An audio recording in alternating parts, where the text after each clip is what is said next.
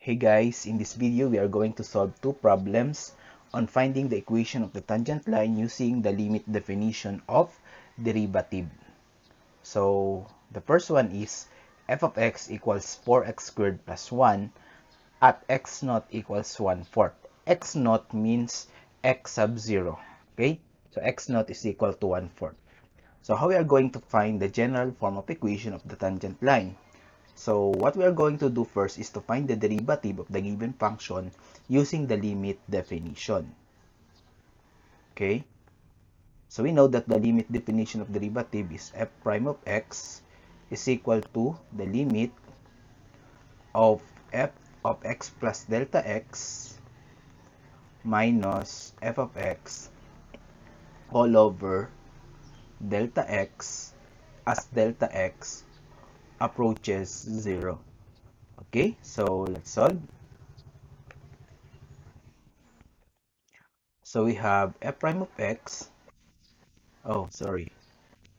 So f prime of x equals, we just plug in x plus delta x. So the limit, so as delta x approaches 0. So what is f of x plus delta x? We are going to evaluate the function in which x is equal to x plus delta x. We have 4 times x plus delta x squared plus 1 minus the original function, which is 4x squared plus 1 all over delta x. Okay, then simplify. So using algebraic manipulation, so we have the limit as delta x approaches 0. So we have 4 times x plus delta x squared is equal to x squared plus twice the product of the first and the last, 2x delta x plus delta x squared.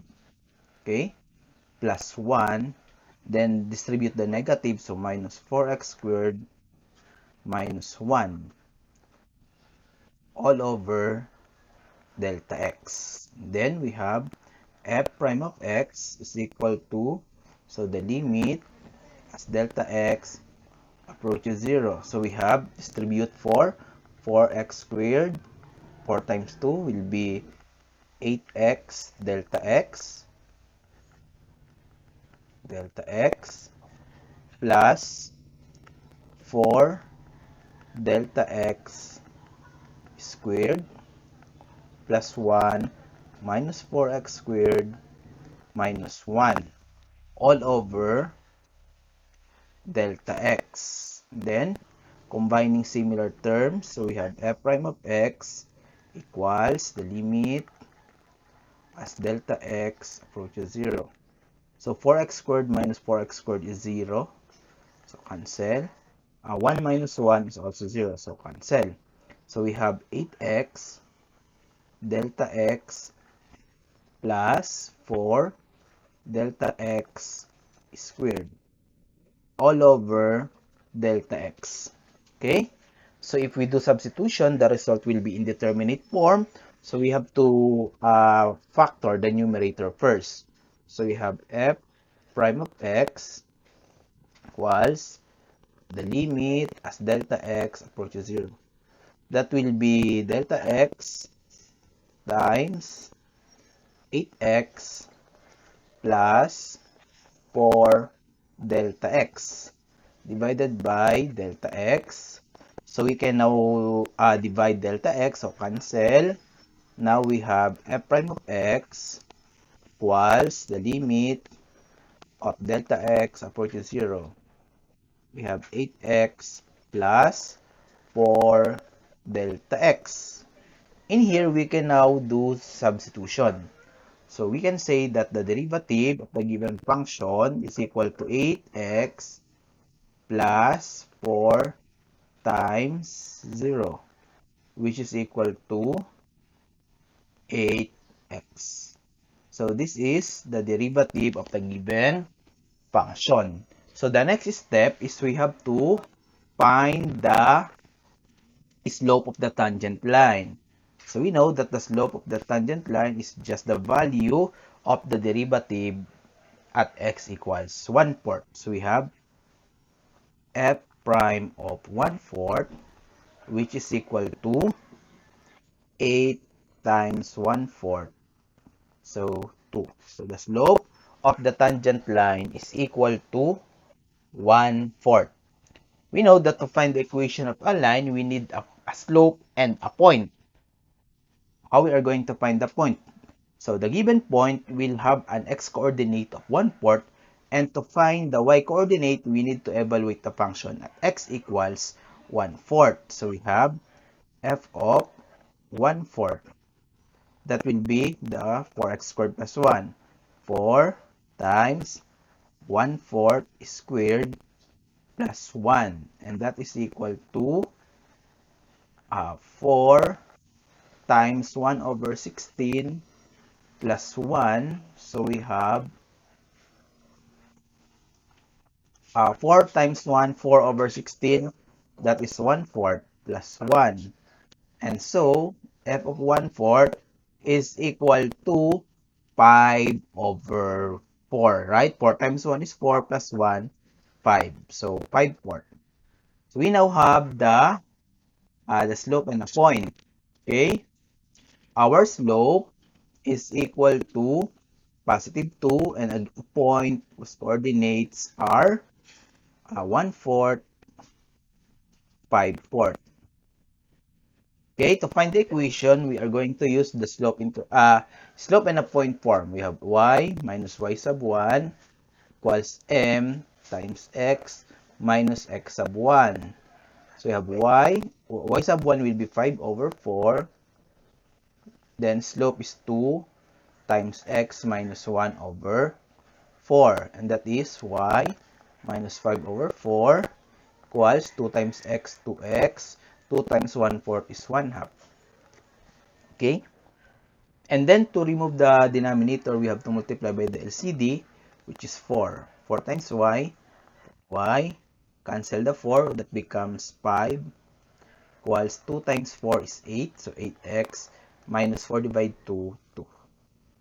And then, we know that the general form is ax plus by plus c equals 0.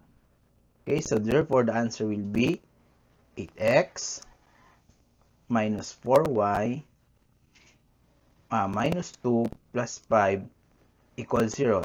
Simplifying, so 8x minus 4y plus 3 equals 0. So this is the equation of the tangent line based on the given problem. 8x minus 4y plus 3 equals 0. Okay, second example, we have f of x equals 2x cubed at x naught equals -1. Okay, first, we are going to differentiate or find the derivative of f of x equals 2x cubed. So, the definition of derivative is equal to the limit of f of x plus delta x minus f of x all over delta x as delta x approaches 0. Okay, so we have f prime of x equals the limit. So, ilagay natin yung delta x approaches 0. So, we have f of x plus delta x will be 2 times x plus delta x cube minus f of x will be 2x cube divided by delta x. So, using algebraic manipulation, so we have the limit, so as delta x approaches 0. So how we are going to find x plus delta x cube? We have a rule that a plus b cube is equal to cube of the first thrice the square of the first and the product of the second plus thrice the product of the first and the square of the second plus cube of the second term or the last term. So that will be the rule that we are going to use. So we have 2 times x cubed plus 3x squared times delta x. plus 3x square of delta x. Yan. Plus delta x cube. So, minus 2x cube divided by delta x. Okay? So, f prime of x is equal to the limit as delta x approaches 0. Distribute 2 times x cubed. So, 2x cubed, 2 times 3x squared. So, 6x squared delta x. 2 times 3 again plus 6x delta x squared. Then plus 2 delta x cube minus 2x cube divided by delta x. Okay, so as you can see, we can cancel 2x cube. So we have f prime of x is equal to the limit, so as delta x approaches 0. 2x cube minus 2x cube, so 0. So we have 6x squared delta x plus 6x quantity delta x squared plus 2 delta x cube divided by delta x. Okay. Consider delta x as a common factor of the numerator. So we have the limit as delta x approaches 0. So we have delta x times 6x squared plus delta x, because 6x delta x squared divided by delta x will be 6x. 6x delta x. Then plus 2 delta x squared, because cube divide delta x will be 3 minus 1, so squared. Okay, so divided by delta x. So we can now cancel delta x. So we have f prime of x equals the limit of 6x squared plus 6x delta x plus 2 delta x squared divided, okay na, as delta x approaches 0. So we can now substitute. So we have f prime of x equals 6x squared plus 6x times 0 plus 2 times 0 squared. So 6x times 0 is 0, then 2 0 squared is also 0. Therefore, f prime of x equals 6x squared. So this is the derivative of the given function. So the next step is to find the slope. So the slope of the tangent line is just the value of the derivative at x is negative 1. So that will be 6 times negative 1 squared. So that will be positive 6. So this is the slope. So the next one is the point that we can use in finding the equation. So we have to evaluate the function at x is negative 1. So we have f of negative 1 is equal to 2 times negative 1 cube. And that is equal to what? Negative 1 cube is negative 1 times 2, negative 2. So we have a point negative 1, negative 2. Okay? Using the equation, a line which is y minus y sub 1 equals m times x minus x sub 1. By substitution, y sub 1 is negative 2. So this is minus, that will become plus 2. The slope is 6. Then x minus negative 1. So plus 1. So y plus 2 equals 6 times x, 6x, 6 times 1, 6. Therefore, our general form will be 6x transpose y, so minus y plus 6 minus 2 equals 0. Simplifying, so 6x minus y plus 4 equals 0. So this will be the equation of the tangent line in general form.